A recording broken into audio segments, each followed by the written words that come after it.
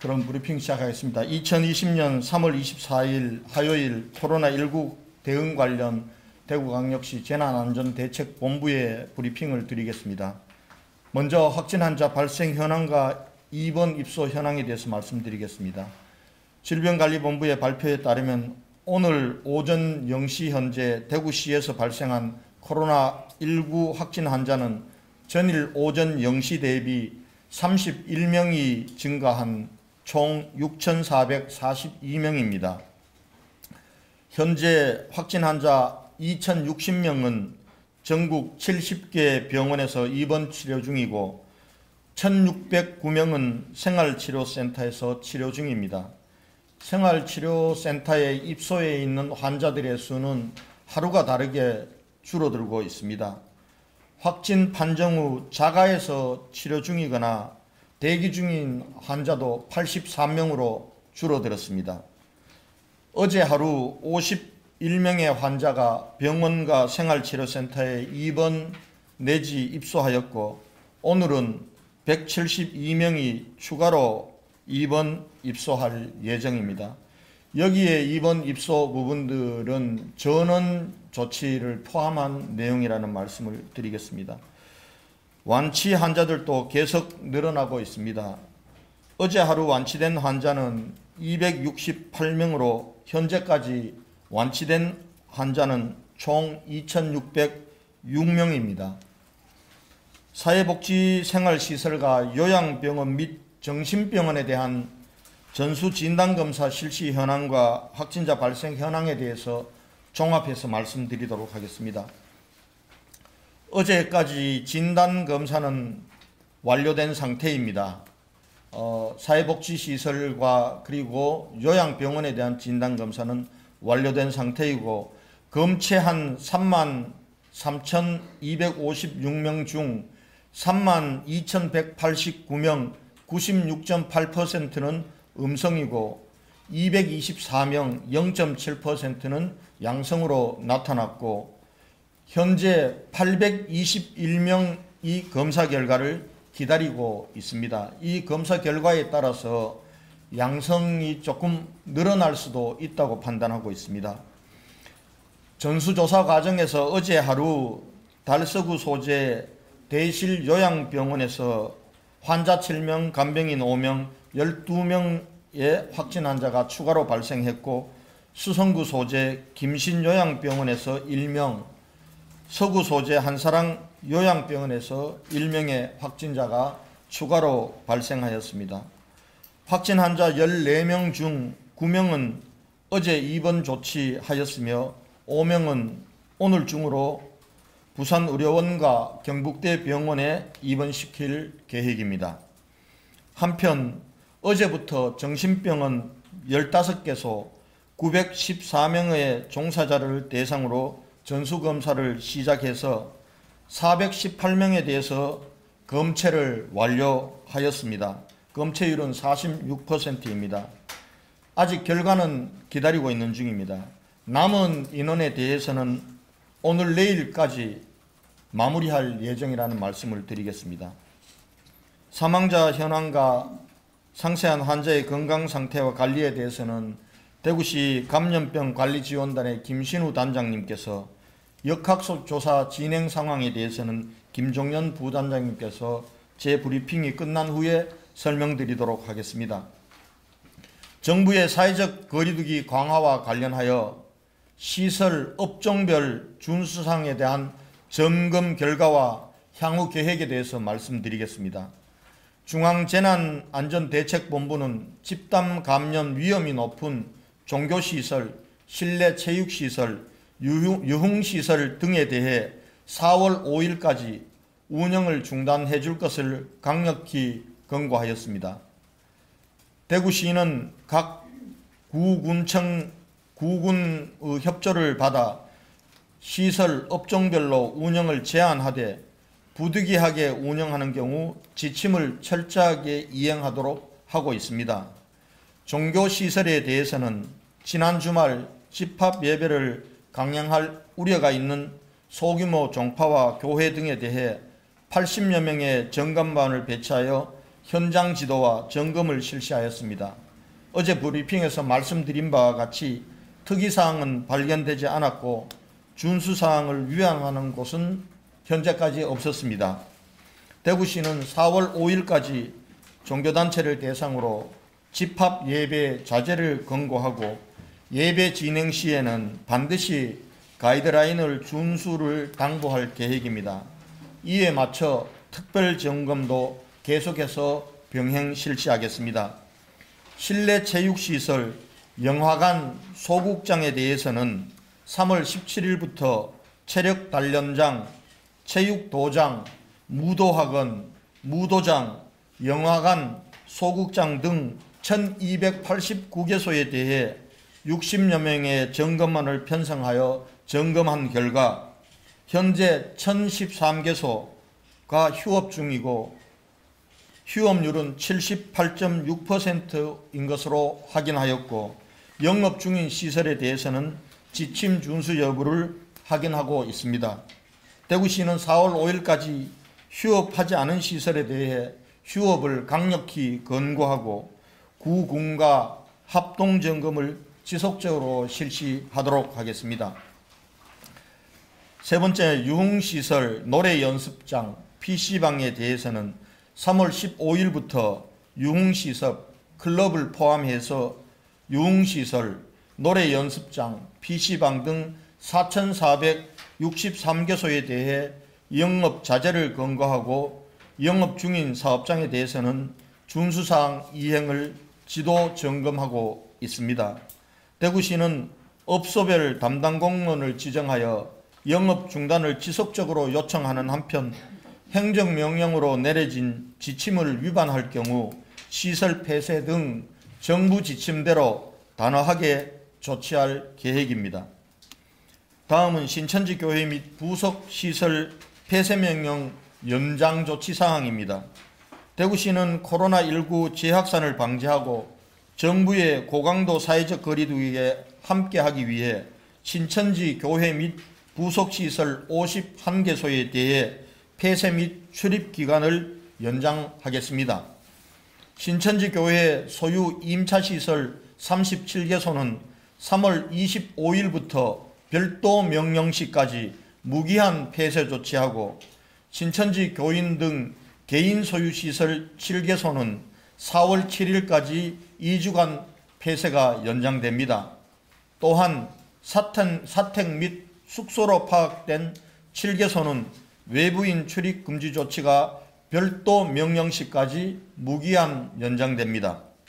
이에 따라 금일 중으로 신천지 교회 및 부속시설에 폐쇄 명령서를 부착하고 시설 관리인에게 폐쇄 조치를 통보할 계획입니다.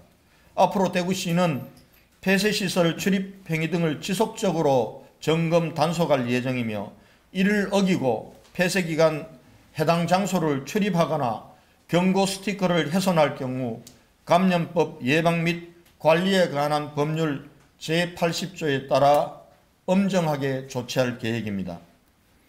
다음은 국민들께서 우려하고 계시는 유럽 내지 외국에서 입국하고 있는 분들에 대한 특별 입국 절차 시행에 따른 대구시 대책에 대해서 말씀드리겠습니다.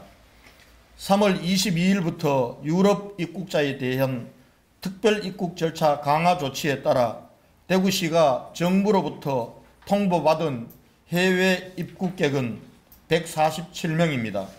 유럽이 37명, 아시아 40명, 미국 등 아메리카 54명, 중동 14명, 아프리카 2명, 도합 147명입니다. 이 중 자가진단 앱을 통해서 유증상을 증상이 있다고 호소한 12명에 대해서 관할 보건소에서 진단검사를 시행하고 양성인 경우에는 병원 및 생활치료센터에 입원 입소 조치할 계획입니다. 또한 정부 지침에 따라 유럽 입국자는 음성을 받더라도 14일간 자가 의무격리 조치할 예정이며 비유럽 입국자의 경우에는 자발적으로 2주간 자가격리하도록 권고할 계획입니다. 하지만 비유럽 입국자 중 무증상으로 검역을 통과하고 확진 판정을 받은 사례가 최근 타 지역에서 나오고 있어 정부에서 비유럽 입국자에 대한 강화된 입국 절차를 준비할 때까지 저희 시에서는 구금 보고서와 함께 모니터링을 강화해 나가도록 하겠습니다. 유학이나 여행 등의 이유로 외국에서 들어오신 분들께 간곡하게 호소하고 또 준엄하게 말씀드립니다. 지난 2달 동안 대구 시민 모두가 고통을 감내하면서 코로나19와의 사투를 벌였습니다. 이제 상황이 조금씩 안정되어 가고 있습니다. 여러분들로 인해 지역사회 감염이 또다시 확산된다면 이것은 걷잡을 수 없는 상황으로 가게 됩니다. 2주간의 자가격리 의무와 권고사항을 반드시 준수해 주시기 바랍니다.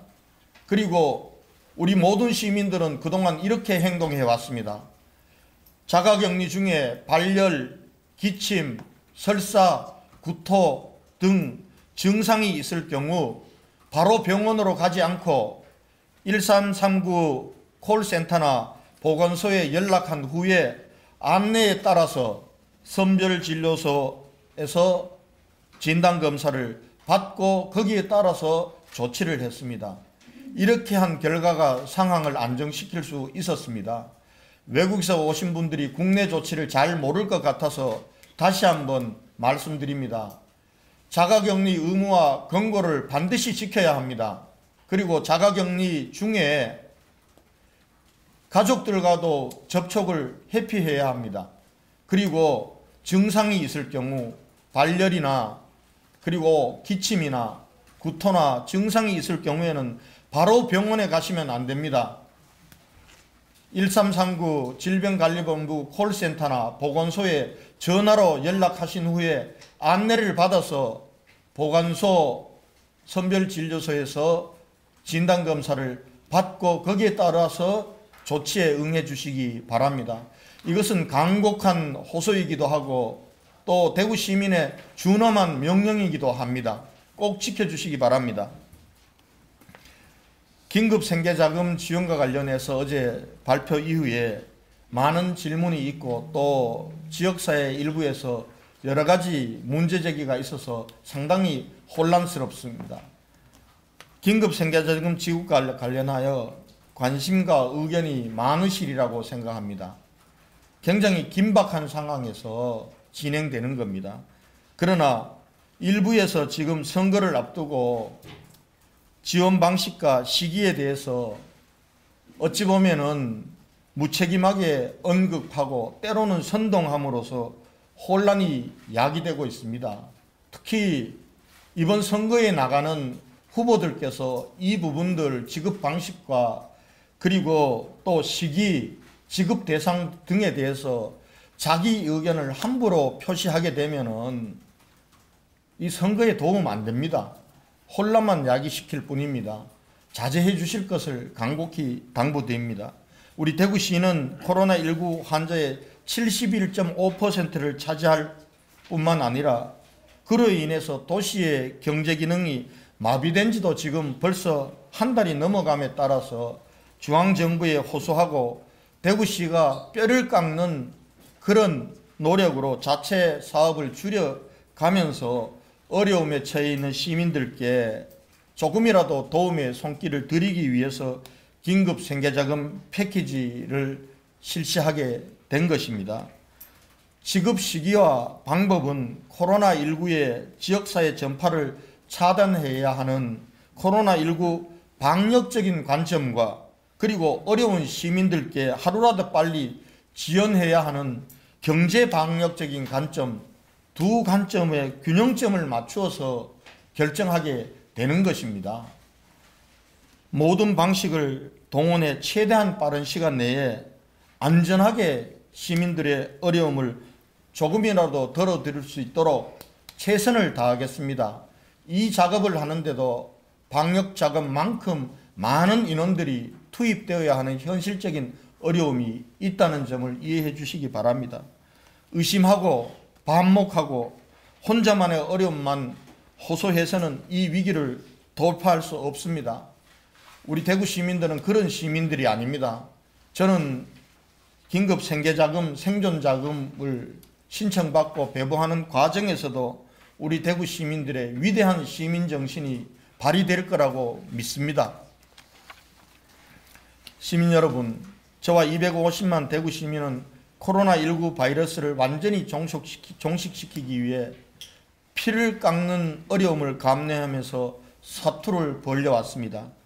지금도 사투는 계속되고 있지만 대구 시민 모두가 마치 코로나19 확진자처럼 취급당하는 사실을 접할 때는 시장으로서 안타깝기도 하고 섭섭하기도 하고 때로는 분노도 느끼게 됩니다. 대구 지역을 단순히 방문했다는 이유만으로 1 내지 2주간 자가격리를 하도록 내부 기준을 정하고 이를 적용하는 기업, 단체들이 있는 것으로 알고 있습니다. 코로나19라는 보이지 않는 바이러스보다도 더 힘든 적은 혐오와 차별과 배제라는 적입니다. 사실 코로나19 바이러스를 아무렇지도 않게 받아들이는 이들도 있고 또 너무 과민하게 받아들이는 분들도 계십니다. 전문가들의 조언은 너무 무서워하지도 말고 방심하지도 말며 조심할 것은 조심해야 한다는 것입니다. 과장하지도 축소하지도 말고 수치와 사실을 있는 그대로 받아들인다면 된다는 의미로 옆에 계신 김신우 대구시 감염병관리지원단장님께서 언론 매체와의 인터뷰에서 강조하신 말씀이기도 합니다.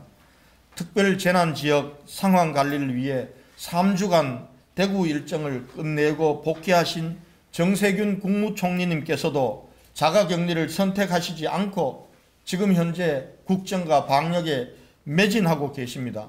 국무총리께서 우리 주변에 만연해 있는 혐오와 차별이라는 편견을 없애고자 솔선해 주신 점이라고 생각합니다. 대구는 전통적으로 남들에게 주변에 폐를 끼치는 것을 싫어하는 지역적 정신과 정체성을 가지고 있습니다. 이번 코로나19 사태가 발생했을 때도 대구 시민들은 묵묵히 불편을 감내하면서 스스로 봉쇄를 선택했습니다. 앞으로 저와 대구 시민은 한마음으로 똘똘 뭉쳐 코로나19와의 전투를 반드시 승리로 종식시키도록 할 것입니다.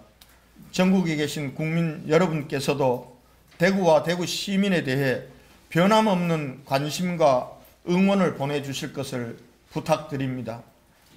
대구 시민 여러분 힘내십시오. 우리 대한민국 국민 여러분 함께해 주십시오. 예, 이상 제 브리핑을 마치도록 하겠습니다. 이어서 사망자 현황과 환자 건강 상태에 관하여 김신우 단장님께서 설명해 드리겠습니다.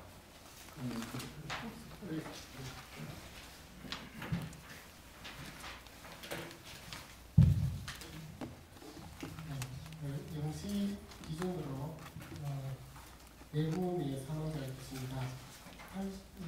80번까지 말씀드렸고 81번째 환자 돌아가신 분은 여자 95세이십니다. 치매와 고혈압이 있으셨습니다. 3월 3일날 북구보건소에서 확진을 받으셨습니다. 3월 14일날 폐렴 증상이 생겨서 대구 가톨릭대학교 병원에 내원하셨고 14일부터 23일까지 치료 중 중환자실에서 5시 17분에 돌아가셨습니다. 82번째 대구 사망자는 82세 여자십니다. 치매, 고혈압, 당뇨, 위암, 심근경색증이 있으셨습니다. 3월 15일 대실 요양병원에 입원하고 계셨고 3월 18일날 코로나 전수 조사에서 확진 받으셨습니다. 이후 대구병원으로 전원되어서 치료 중 3월 23일 06시 28분에 사망하셨습니다. 83번째 대구에서 사망자는 여자 91세였습니다. 치매와 빈혈이 있으셨고 한사람요양병원에 19년 11월 22일부터 입원하고 계셨습니다. 3월 18일날 확진을 받으셨고 3월 19일날 대구병원에 전원을 갔었으며 3월 23일까지 치료 중 02시 53분에 사망하셨습니다. 대구에서 84번째 환자분 남자 63세입니다.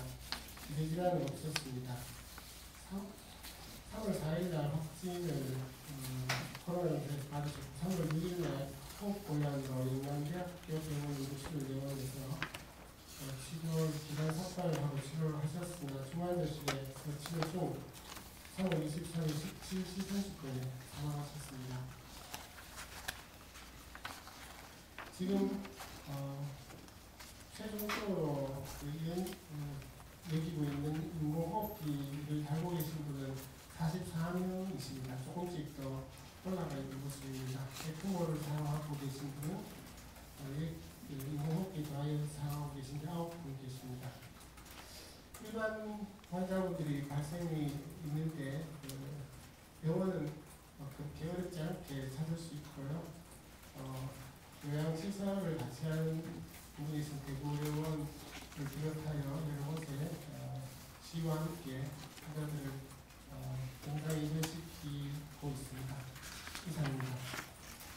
예, 다음은 역학조사 관련 김종전 부장관님께서 설명드리겠습니다. 네, 역학조사 주요 결과에 대해서 말씀드리겠습니다. 3월 23일 0시 기준 확진자 24명에 대한 역학조사 결과입니다. 감염 원별로는 신천지가 4명, 신천지 관련 접촉자가 5명, 기타 확진자의 접촉자가 12명, 역학조사 중이거나 불명의 경우가 3건입니다. 검사 경로별로는 선별진료소를 통해서 4분의 확진자가 발생하였고 접촉자 조사를 통해서 20분이 확진되셨습니다. 최근 며칠 동안 보시면 원인 불명이거나 역학조사 원인이 잘 안 밝혀지는 불명 건수가 4-5건 정도로 유지가 되어지고 있습니다. 대부분의 환자들은 이미 저희가 알고 있는 확진자의 밀접 접촉자 중에서 발생을 하고 있습니다. 특히 최근에 좀 의미 있게 말씀드리고 싶은 점은 확진자의 가족들의 확진 사례가 늘어나고 있습니다. 특히 자가격리 기간 동안에는 음성이셨다가 격리 해제를 위한 검사에서 확진이 되는 경우들이 있습니다. 실제 본인이 자가격리 동안에 무증상이더라도 감염력이 있을 수 있습니다. 이 기간 동안에 보다 철저하게 자가격리를 해주셨으면 하는 말씀을 드리겠습니다. 그리고 최근 확진 검사에서 음성을 받은 후 며칠이 지난 후에 다시 확진되는 사례들이 보입니다. 검사 당시에는 아직 발병 전이거나 검사 이후에 추후 감염되었을 가능성 2가지가 모두 존재합니다. 그래서 음성 판정을 받았다 하시더라도 계속 음성이 아닙니다. 그렇기 때문에 추후에 의심 증상이 발생하는 경우에는 반드시 병원을 방문하지 마시고 133구나 보건소를 통해서 선별진료소에서 확진검사를 받아주실 것을 부탁드리겠습니다. 어제 하루 동안의 주요 역학조사 결과에 대해서 말씀드리겠습니다. 한 사람 요양병원에서 의사 한 분이 추가로 확진되셔서 한 사람 요양병원의 누적 환자 확진자 수는 93명입니다. 배성병원과 대실요양병원은 어제 말씀드렸듯이 배성병원은 종사자 1분, 대실요양병원은 환자 7분, 종사자 5분이 추가로 확진되셨고 김치요양병원에서 확진자 환자 1분이 발생하셔서 총 36분의 확진자가 발생하였습니다. 이상입니다. 예, 질문 받도록 하겠습니다. 네, 이주영 기자. 예, 대구부 이주영 기자입니다. 자영업자하고 영세상인에 대한 지원책을 발표를 하셨습니다. 근데 대구는 중소기업이 99%입니다. 지역의 중소기업, 중견기업들의 지원책에 대해서 여쭤보겠습니다. 특별재난지역으로 선포되면 각종 세제 감면이나 전기료, 수도요금 등의 공과금 감면이 있는데요. 이게 기업들에게도 해당이 되는지, 예를 들어 전기를 많이 쓰는 공장은 공장을 안 돌려도 한 달에 수백만 원씩 기본 전기료가 나오고, 염색공단의 경우 127개 업체가 한 달에 사용되는 공업용수나 하수요금 20억 정도 된다는데, 이에 대한 감면 정책이 혹시 있는지요? 또 이런 요금 감면 정책이 없다면 대구시가 혹시 대책 마련을 하고 계시는지 여쭙겠습니다. 예. 특별재난지역의 전기료 등에 대한 감면 부분들은 이미 특별재난지역 예산에 이번에 추경에 담겨져 있습니다. 감면 에 들어가는 총 예산 부분들도 이번 추경에 내려와 있는데 아직 구체적으로 내시가 안 되었기 때문에 우리 대구광역시 의회 추경에는 반영이 되지 않았습니다. 내시가 나오는 대로 제2차 추경에서 담아서 감면과 관련된 지원을 할 예정이다 이렇게 말씀드리겠습니다. 네, 유스민의 네, 유수민 천영규 기자입니다. 우선 어제 입장문이 하나 나왔는데요. 요양병원 요양보호사에 대해서는 전수조사를 했는데 대학병원 간병사, 이 요양보호사와 간병사가 사실은 병원을 왔다 갔다 하면서 근무를 하기 때문에 노조에서 요양병원 뿐만 아니라 대학병원 간병사도 전수조사 대상에 포함해달라고 요구를 했는데 대구시에서 이게 불가능하다라는 입장을 밝혔다고 했습니다. 여기 관련해서 입장을 좀 설명해 주시면 좋을 것 같고요. 그리고 오늘 오전에 제가 소상공인진흥센터에 다녀왔습니다. 지금 사회적 거리두기를 말씀하셨는데 소상공인진흥센터에 많이 몰려가지고 이 현장에서 사실상 거리두기가 불가능한 상황입니다. 그러니까 온라인 지원이라든가 아니면 다른 지원센터뿐만 아니라 다른 통로를 통해서 지원이 가능한지 여부를 좀 여쭙겠고요. 또 하나는 지난번에도 확진자가 나왔지만 전기검침원, 수도검침원, 가스검침원 그리고 또 정수기 업체 등 이 방문해서 일을 하는 업종의 사람들의 경우에는 좀 불안감을 호소하고 있다고 합니다. 여기에 대한 대구시 대책이 있으면 말씀 좀 부탁드리겠습니다. 네. 우선 간병사 문제와 관련해서는 지금 간병사들에 대해서 어떻게 전수 진단 검사를 할 필요가 있는지에 대해서는 아직 결론이 나지 않았습니다. 지금 간병사들은 숫자가 굉장히 많습니다. 지금 요양보호사 자격증을 따고 실제로 간병을 하고 계신 분들도 있고 하고 계시지 않는 분들도 있습니다.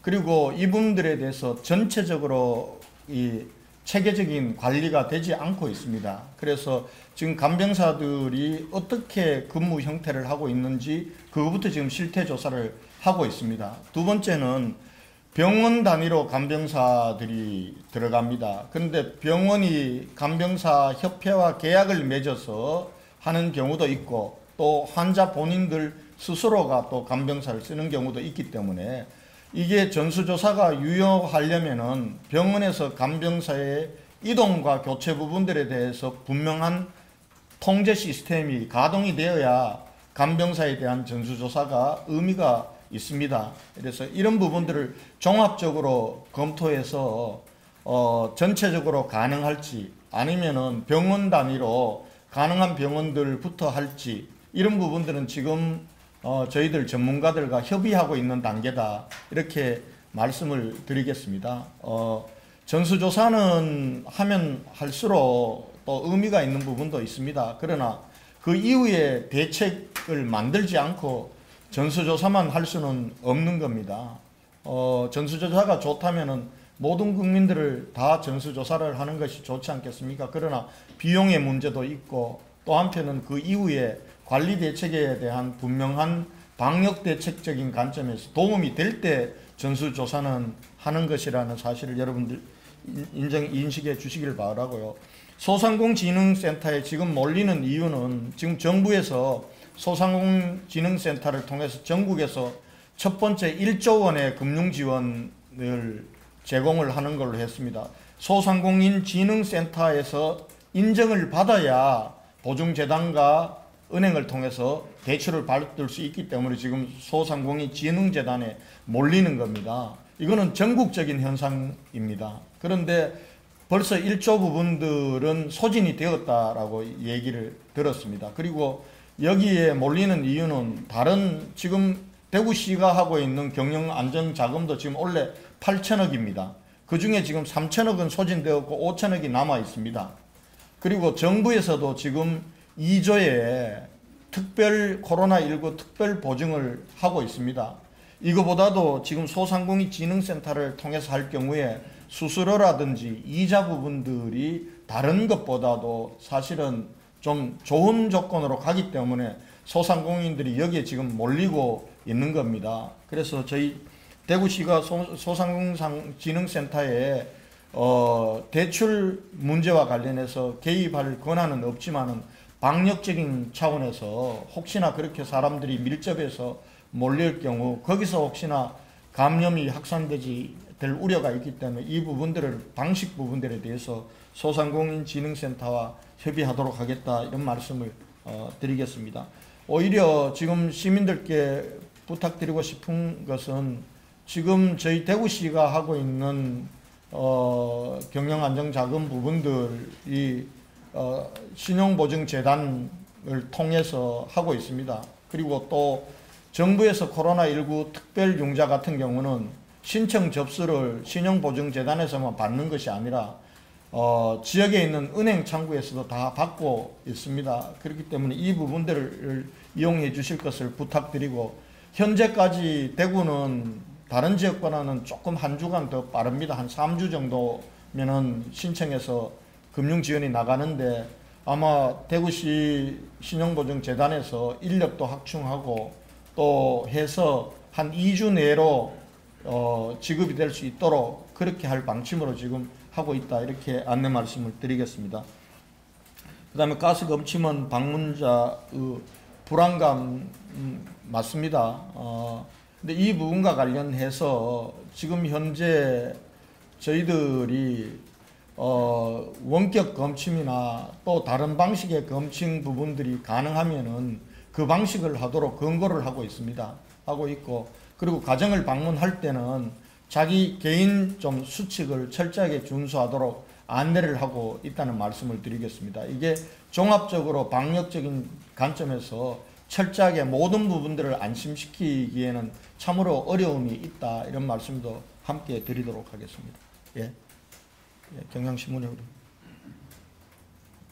네, 경향신문 백경렬 기자입니다. 두 가지 질문 드리겠는데요. 여기 그 특별일국 절차 시행 관련해서 대구시 대책이 나왔는데 그 정부 대책과 크게 다르지는 않은 것 같습니다. 여기 보면은 지금 자가진단 앱을 통해서 유증상 호소한 사람이 12명 중에 그 비율 국가가 10명이나 되거든요. 그래서 지금 자발적으로 2주간 자가격리하도록 권고한다고 되어 있는데 혹시 대구시에서 좀 더 강력하게 할 의향은 없으신지 이런 부분이 좀 궁금하고요. 또 추가 대책이 있으신지 이런 부분이 궁금하고 그리고 지금 요양병원하고 정신병원 전수조사도 어제부터 시작을 해서 신천지 교인에 관한 좀 관리가 좀 느슨해질 수 있다는 좀 우려가 나오는데 혹시 그 현재 모니터링은 좀 부분이나 대구시별로 어떻게 하고 있고 최근 그 소모임이나 좀 발견된 특이사항이 있는지 여부도 좀 궁금합니다. 신천지 교인에 대한 모니터링은 느슨하지 않습니다. 느슨하지 않고 신천지 교회와 그리고 교인들 스스로도 굉장히 자기들이 이번에 혹독한 시련을 겪었기 때문에 상당히 조심하고 있는 편이고 그리고 집단 거주시설을 중심으로 해서는 매일같이 순찰 활동도 해서 접촉하거나 335 모임 부분들도 하는 것을 우리가 철저히 단속을 하고 있습니다. 하고 있고 다만 이분들을 전에 자가격리 상태처럼 다 관리는 할 수가 없습니다. 지금 자가격리 부분들과 관련해서 너무나 많은 인력들이 투입이 되고 있기 때문에 이미 해제되어서 있는 분들까지를 또 다른 방식으로 전에처럼 관리할 수는 없습니다. 그래서 저희가 행정명령을 신천지 교인들에 대해서는 335 모임도 하지 말 것을 강력하게 권고했고 그리고 거기에 따른 단속 활동도 진행하고 있고 또 신천지 차원에서도 이 부분과 관련해서는 좀 강력하게 하고 있다는 말씀을 드리겠습니다.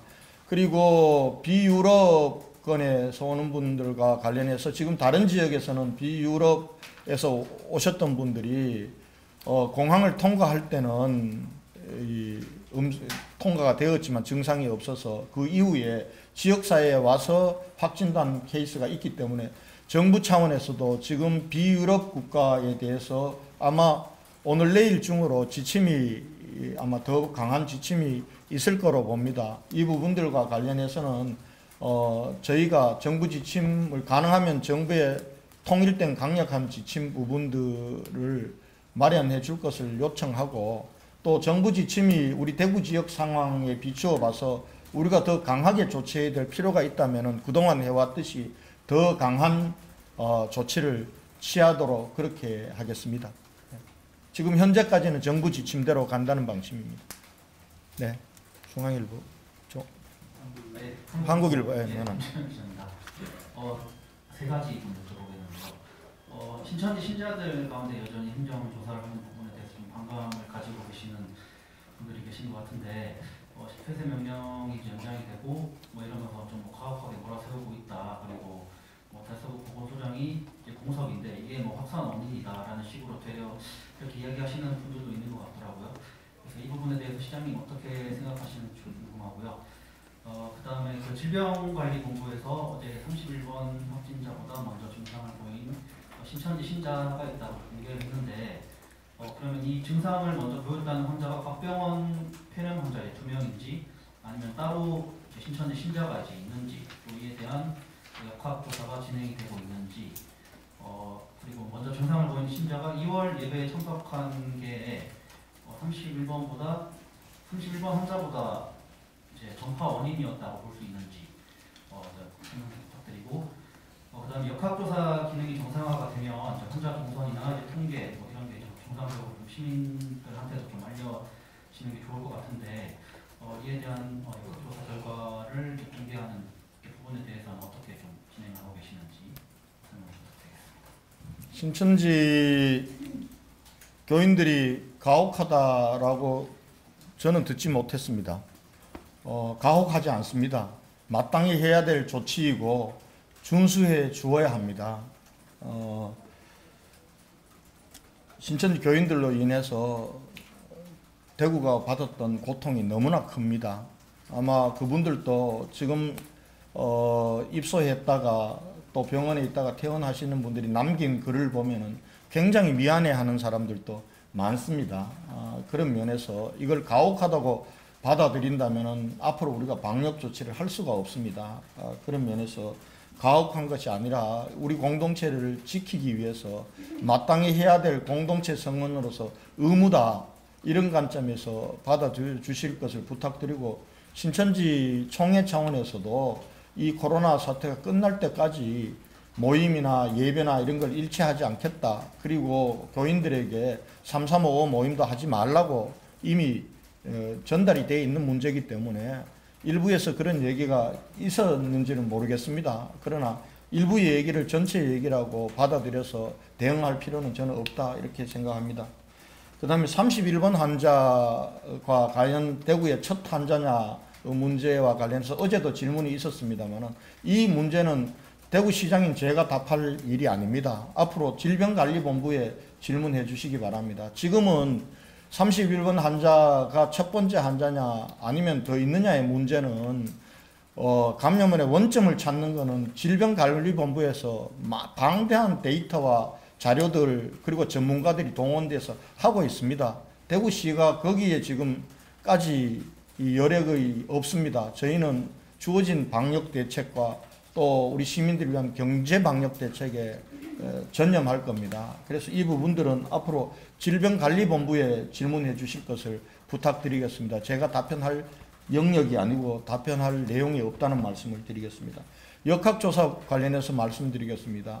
지금 저희가 3.28 운동 2주만 더 참고 인내하면서 이 상황을 안정화시켜서 코로나19와의 싸움에서 최종적으로 승리하는 발판을 만들자고 해서 이제 2주째가 되고 있습니다.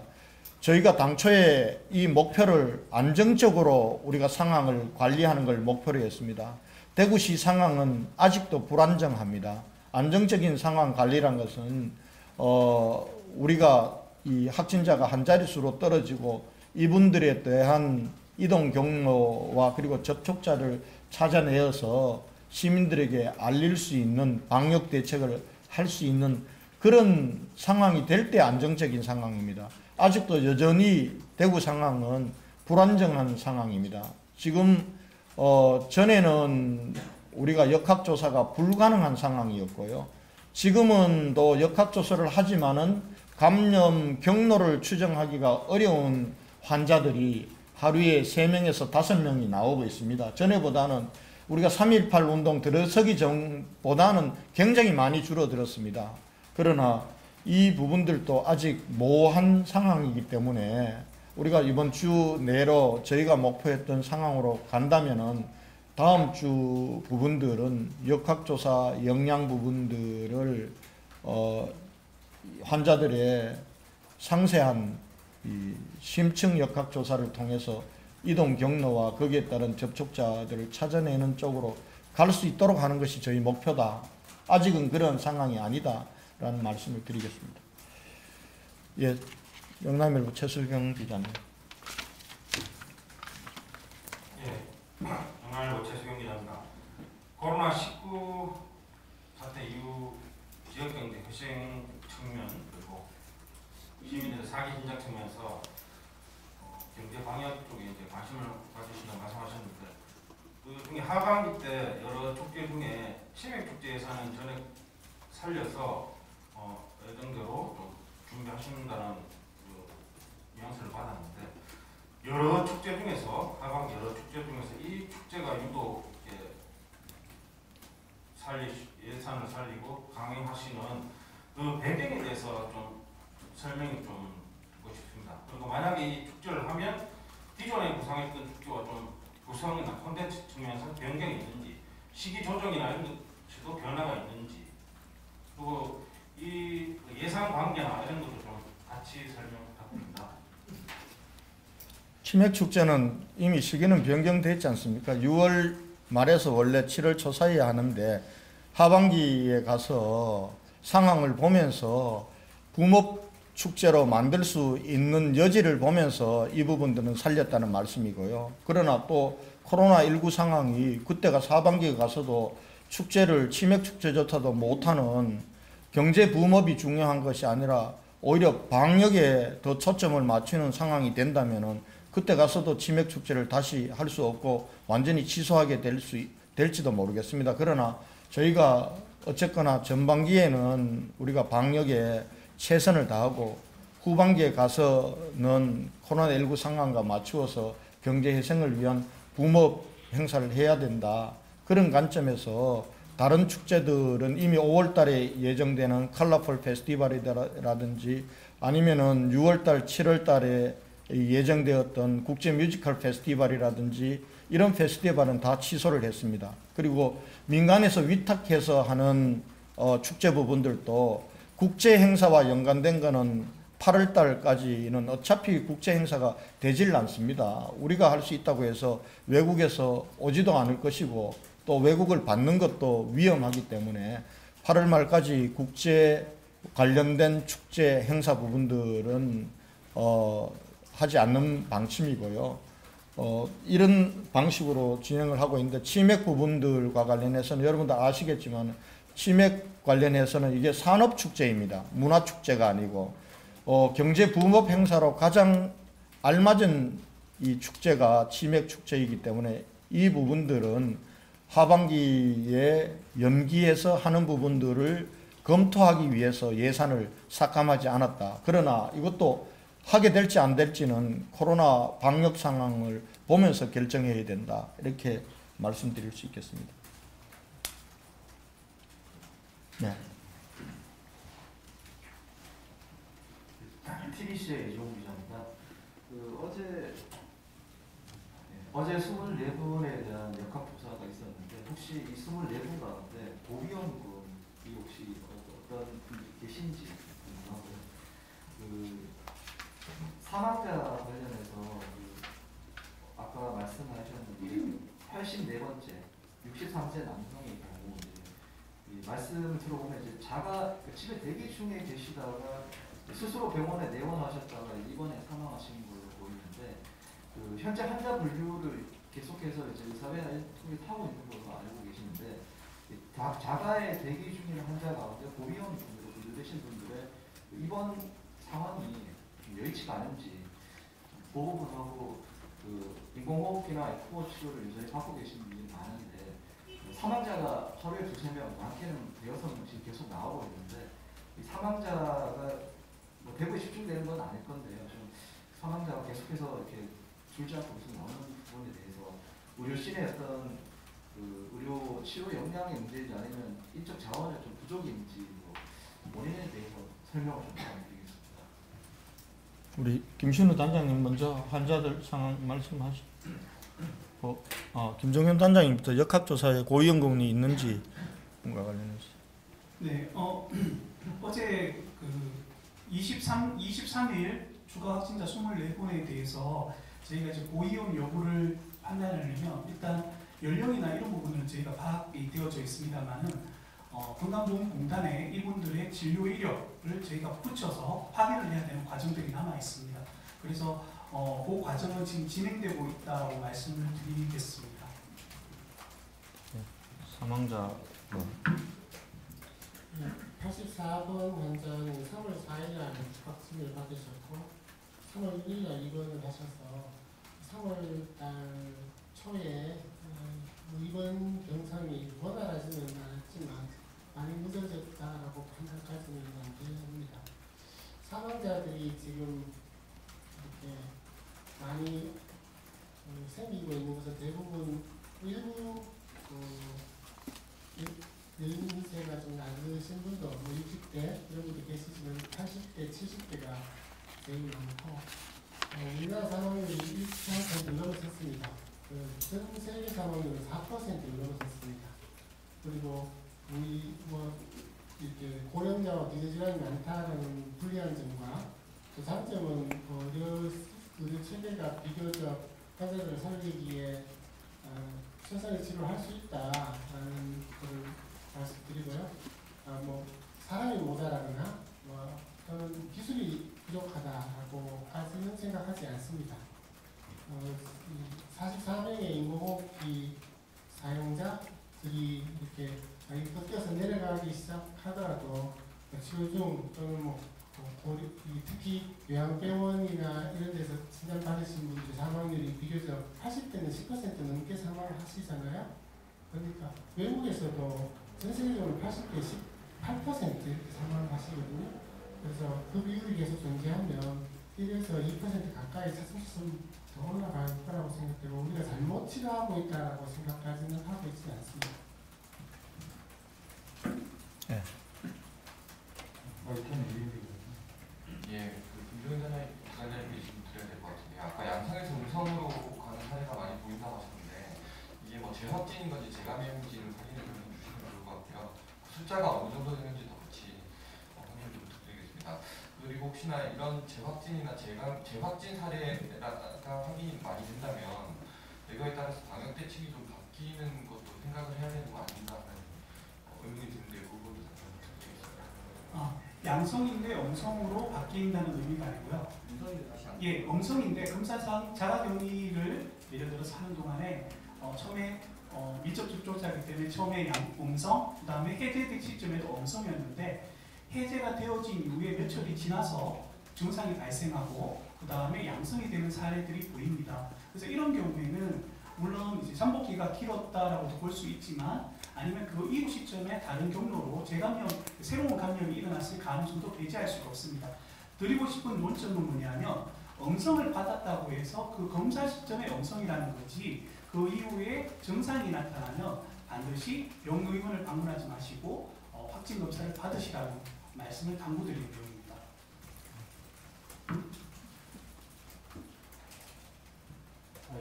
김신우 단장님께 좀 여쭙겠습니다. KBS 김종훈 기자입니다.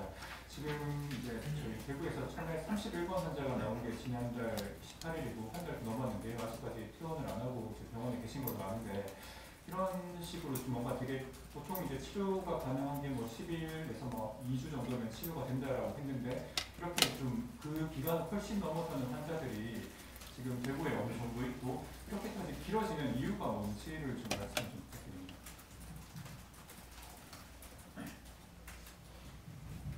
평균 수학적으로 중앙가 14.7일 정도 된다고 합니다. 그런데 이렇게 3주를 넘기고 4주를 넘기고 하는 부분이 몇 %에서 분자 분모가 어느 정도 되는지에 대한 자료는 중앙에서도 그렇고 지금 저희들도 이렇게 시작에서부터 그 데이터를 다 이렇게 클리어리 이렇게 검토를 맞는지 아닌지를 검토를 해야 되는 과정이라서 정확한 값으로 몇 %다 이렇게 말씀드리지는 못하겠고 실제적으로 그런 사람들이 존재하고 그런 사람들이 존재할 때 그 사람들이 어떤 위험 요소가 있을 때 그런지 이분들이 슈퍼 스프레더에 해당하는지 이런 것들에 대해서 학문적인 관심과 방역적인 관심이 있습니다. 그렇지만 지금 봐서는 어떤 사람이 이렇게 됩니다라고 딱 말씀드리기는 어렵고 메르스나 사스 때 보면 면역 저하자들이 오랫동안 바이러스를 냅니다. 그러나 면역 저하자가 아님에도 불구하고 오랫동안 내는 증상인들도 계셔서 단정적으로 이런 사람이 오래 됩니다라고 말씀드리기는 어렵고 우리가 연구가 결과가 나오면 또 같이 나누겠습니다. 제가 우리 긴급 생계자금 지원과 관련해서 잠깐 부연 설명을 드리겠습니다. 어제 제가 설명을 드렸는데 자꾸 오해들이 있어서 지금 수령 방식이 어제 분명히 하나는 현장에 주민센터 동사무소에 나와서 직접 수령하는 방식이 있고 또 우편으로 수령하는 방식이 있습니다. 동사무소에 와서 직접 수령하는 방식은 4월 15일 선거 이후부터입니다. 그리고 본인들에게 언제 몇 시에 오라는 것을 문자로 다 안내해서 한꺼번에 사람들이 몰려서 코로나19로 인한 방역에 문제가 되지 않는 방식으로 할 겁니다. 질서 있게. 그 다음에 우편과 관련해서 우편으로 받으시는 분들은 선거 전에 나갑니다. 그러니까 저희가 지금 4월 1일 날 공고 4월 6일부터 신청을 받습니다.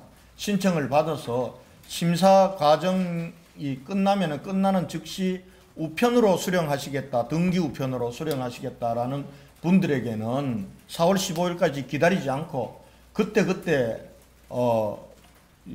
보내드립니다. 배부를 해드리고 다만 나는 동사무소 주민자치센터에 와서 받아야 되겠다라는 분들은 4월 16일부터 동사무소에서 정해진 시간에 오셔서 받아가실 수가 있습니다. 이 부분들과 관련해서 분명하게 말씀을 드리고 또 혹시 어제도 많은 분들이 자기가 해당이 되는지 안 되는지에 대해서 문의하는 전화들이 굉장히 많았습니다.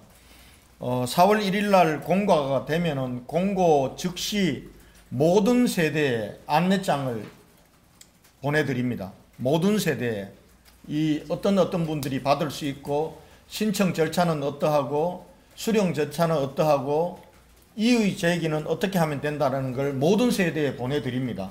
그러니까 혹시나 궁금하신 분들은 미리 이렇게 전화하시거나 하시지 마시고 가정으로 오는 안내장들을 보시고 그리고 또 안내장에 혹시 나는 안내장을 못 받았다 이렇게 하시는 분들은 대구시나 구군 홈페이지에 나중에 전체적으로 안내문이 다 게재가 될 겁니다. 그래서 그 부분들을 활용해 주실 것을 부탁을 드리고요.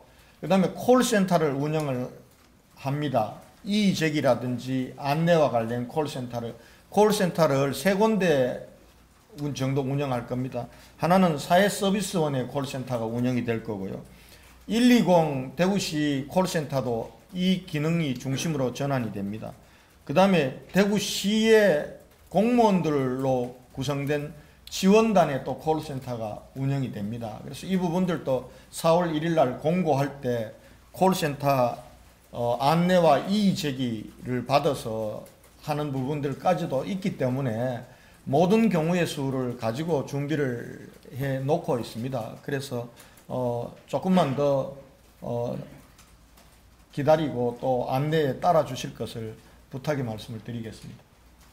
예. 혹시 지난번에 신천지 YTN 윤지입니다. 신천지 지난번에 조사한 거 행정조사 하고 계신 거부터 이때까지 말씀해 주신 거 말고 새롭게 좀 확인되는 내용이 있으시면 날짜가 꽤 며칠 지났으면 그 사이에 추가된 내용이 있으시면 말씀해 주세요. 저희가 드릴 말씀은 다 드렸고요. 지금 작업은 경찰에서 하고 있는 겁니다. 저희들 고발 조치와 관련해서 과연 신천지가 이 방역에 방해하는 거짓을 했는지 이런 부분들을 조사하고 있는 단계고 저희는 방역적인 관점에서만 지금 대응을 하고 있습니다. 그래서 그동안 우리가 2차 조사에서 유년부 그리고 학생부 그리고 소위 말하는 위장교회의 명단을 확보했고, 그동안 명단 중에서 저희가 확보하지 못했던 사람들, 그 사람들에게 진단조사를 받도록 하는 그 일을 하고 있고, 지금 진단조사 결과도 거의 다 마무리되어 갑니다. 마무리되어 가서 아마 지금 현재 진단조사를 받아서 결과를 기다리고 있는 사람이 한 4사람 정도 됩니다.